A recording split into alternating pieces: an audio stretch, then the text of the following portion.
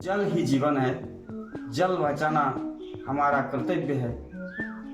हमने देखा है कि हमारे दादा दादी जोड़िया में, तालाब में जल को देखा था, भरपूर जल था उस समय। लेकिन वर्तमान समय में हम नल में और बोतल में जल जल के स्तर एकदम कम होते जा रहा है। इस जल स्तर को बचाने के लिए हम थोड़ा बहुत प्रयास कर सकते हैं।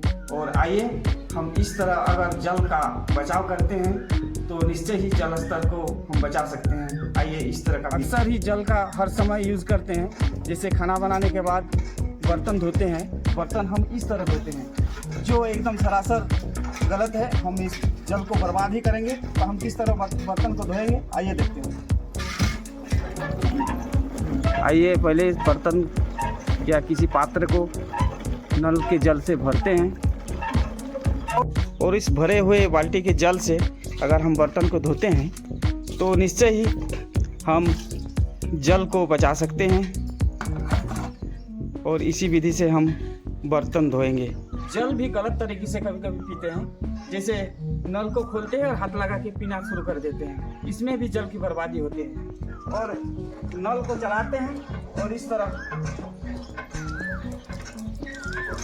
पानी पीते हैं, ये भी गलत तरीका है और जल की बर्बादी होती है। तो क्या करेंगे, हम या ग्लास या बोतल लेंगे, पहले भरेंगे, भरने के बाद भी अगर हम पानी को पीते हैं तो निश्चित रूप से हम जल को बचा सकते हैं। धन्यवाद।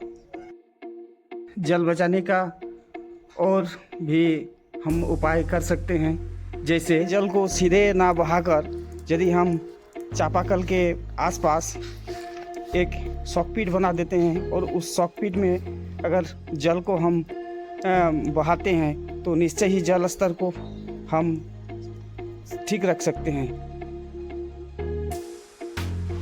हम बरसात के जल को संरक्षण कर, जैसे रेन हार्वेस्टिंग वाटर टैंक निर्माण करके भी जल को संचय कर हमारे जल स्तर को सही तरीके से रख सकते हैं। रेन हार्वेस्टिंग वाटर टैंक का निर्माण जरूरी है। आशा करता हूँ मेरे इस वीडियो को आपको पसंद